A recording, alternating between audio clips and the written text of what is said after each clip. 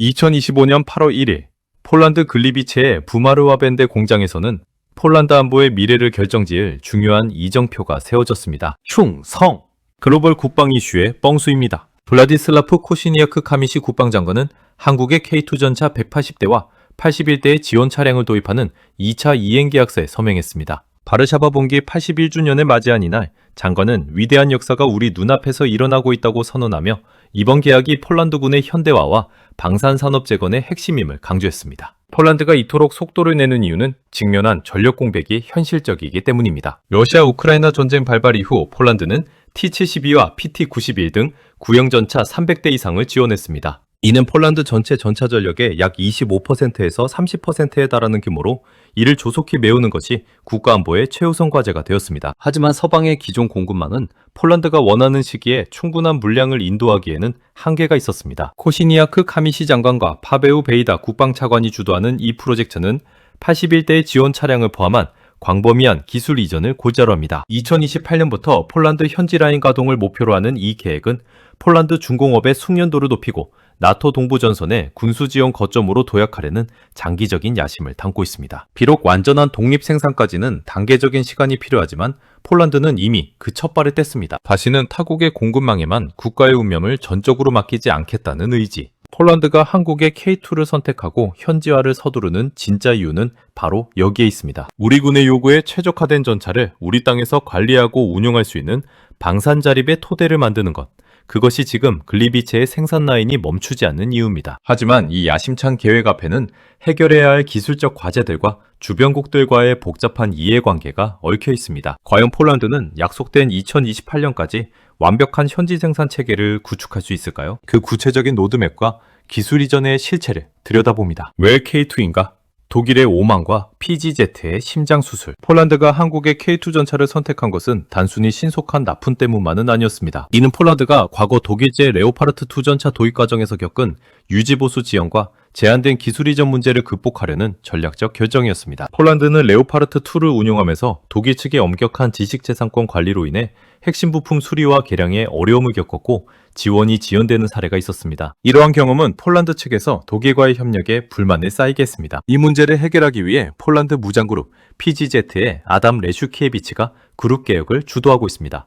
그는 2025년 5월부터 PGZ 최고 경영자로 취임한 후 약 70개에 달하는 계열사가 분산되고 비효율적으로 운영되던 구조를 통합 효율화하는 데 집중하고 있습니다. 최근 인터뷰, 대시지니 시리즈 등에서 그는 PGZ를 느슨한 협회 형태에서 하나의 유기적 조직으로 재편하겠다고 밝혔으며 방산을 단순한 안보 임무가 아닌 내목한 비즈니스이자 수익 창출 분야로 강조했습니다. 폴란드가 한국을 파트너로 선택한 주요 이유 중 하나는 기술 이전의 유연성입니다. 현대로템은 K2PL 프로젝트에서 폴란드 측에 상당한 기술 이전을 약속했습니다. 이는 현지 조립, 유지보수 능력 구축, 일부 부품 생산 등을 포함하며 PGZ 계열사 주로 부마르, 와벤디 공장에서 K2PL을 생산하고 정비할 수 있는 기반을 마련합니다. 이를 통해 폴란드는 외부 승인에 과도하게 의존하지 않고 자국 내에서 전차를 유지, 개량할 수 있는 수준의 자립성을 확보하게 됩니다. 이 과정에는 상당한 투자가 따릅니다. K2PL 생산을 지원하기 위해 PGZ는 부마르 와벤디 공장에 약 8억 5천만 주어티,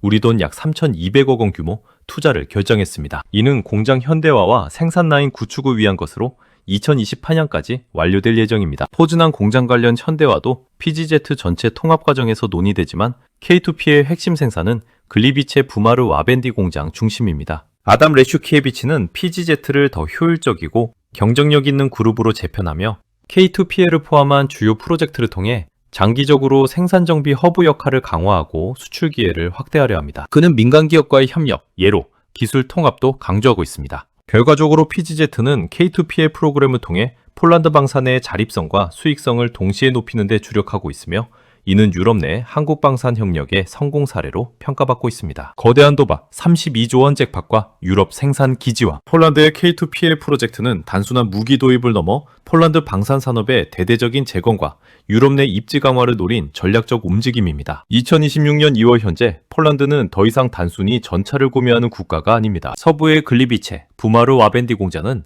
한국 기술 이전을 바탕으로 K방산의 유럽 생산 유지 보수업으로 자리매김하려는 중입니다. 폴란드 서부 글리비체는 K2P의 현지 생산의 핵심 중심지로 떠오르고 있습니다. 한국 현대로템 엔지니어와 PGZ 기술자들이 함께 도면을 검토하고 K2P의 차체가 생산 라인에 오르는 장면은 이미 현실화되고 있습니다. 2025년 10월 체결된 기술 이전 계약으로 현대로템은 부마르, 와벤디 공장의 생산 장비, 도구, 지식 이전을 진행 중이며 폴란드는 이를 통해 차체, 포탑, 셰시, 유압식 서스펜션, 주포 시스템 등의 현지화 생산 능력을 확보하고 있습니다. 초기에는 최종 조립과 유지 보수 중심이지만 단계적으로 부품 생산 비중을 확대해 나갈 계획입니다. 또한 K2PL은 폴란드 요구에 맞춰 2단계 대드론 보호 시스템, 능동 방호 시스템, APS, 강화 등으로 개량되어 더 강력한 버전으로 진화하고 있습니다. 경제적 효과도 상당합니다. 2025년 8월 체결된 두 번째 실행 계약, 180대 K2 전차 플러스 81대 지원 차량,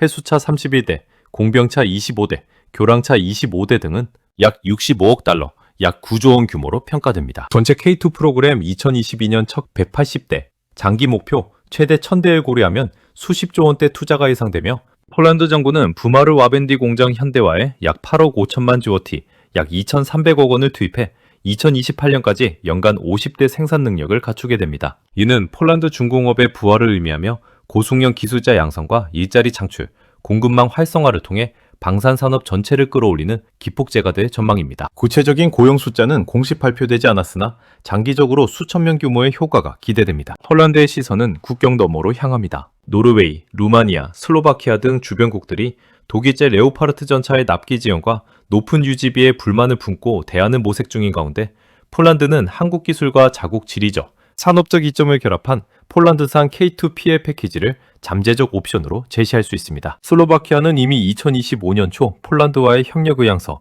LOI를 통해 K2PL 관심을 공식화했으며 루마니아, 에스토니아 등도 폴란드 프로그램을 면밀히 관찰 중입니다. 이는 폴란드가 유럽 내 한국 방산협력의 거점 역할을 노리는 신호로 해석되며 나토 호환성과 빠른 납품, 저렴한 유지보수 비용이 강점으로 작용할 수 있습니다. 코시니아크 카미시 블라지슬라프 국방장관은 한국 방산업체를 여러 차례 최고의 파트너로 평가하며 폴란드는 단순 구매에서 파트너십으로 나아가고 있다. 국내 생산 능력을 확보하며 방산 산업을 재건하고 있다고 강조했습니다. 2025년 8월 계약 서면식에서 그는 2028에서 2030년에는 본격 국내 생산을 선언하며 기술 이전의 중요성을 역설했습니다. 이는 독일, 프랑스 중심의 유럽 방산 패권에 도전하는 측면이지만 아직 동유럽 방산 블록 형성이나 패권 무너뜨림 같은 극단적 목표는 공식 전략이 아닌 폴란드의 장기 야심으로 보는 게 적절합니다. 폴란드는 K2PL을 통해 자립성과 수익성을 동시에 추구하며 한국과의 협력을 모델로 다른 분야의 K9 자주포, 천무 다연장 로켓 등에도 확대 적용하고 있습니다. 2026년부터 K2 납품이 본격 시작되며 초기 K2GF 116대, 2026에서 2027년 K2P의 현지 생산은 2028년부터 풀가동, 60대대 중 61대 폴란드 조립될 예정입니다. 이는 폴란드가 유럽 군사강국으로 도약하는 중요한 분기점이 될 전망이며 한국 방산의 유럽 진출 성공 사례로 기록될 가능성이 큽니다. 2026년 변화의 시작, K방산의 유럽 확장과 자립 노력. 2026년 2월 한반도에서 8,000km 떨어진 폴란드 평원에서 시작되는 K2 전차 납품은 단순한 무기 공급이 아닙니다. 그것은 폴란드가 역사적 경험을 바탕으로 안보 자립을 강화하려는 움직임의 일환입니다. 폴란드는 침략의 역사를 통해 자국 안보는 스스로 지켜야 한다는 교훈을 얻었습니다. 과거 독일제 레오파르트 전차의 유지보수 지원과 미국 공급 의존에서 벗어나기 위해 폴란드는 수조 원 규모의 예산을 투입해 현지 생산 기반을 구축하고 있습니다. 이제 한국과의 파트너십을 통해 기술 이전을 받고 자국 내에서 전차를 유지, 개량할 수 있는 능력을 확보하고 있습니다. 이 파트너십은 비즈니스적 협력을 넘어 전략적 동반자 관계입니다. 빠른 납품과 유연한 기술 이전으로 신뢰를 쌓은 한국, 그리고 이를 바탕으로 산업 기반을 강화하는 폴란드. 두 나라는 K2 전차를 넘어 K9 자주포, 천모 다연장 로켓, FA-50 경전투기 등으로 협력을 확대하며 유럽 내 K방산 네트워크를 형성하고 있습니다. 코시니아크 카미시 블라지슬라프 국방장관은 한국을 최고의 파트너로 여러 차례 평가하며 국내 생산 능력을 확보하며 방산 산업을 재건하고 있다고 강조했습니다. 이는 단순한 구매가 아닌 장기적인 자립과 상호 이익을 추구하는 관계입니다. K방산의 유럽 진출은 이제 본격화되고 있습니다. 2026년의 이 변화는 전 세계에 묻고 있습니다. 안보 자립이란 무엇인가? 그리고 신뢰할 수 있는 파트너란 누구인가?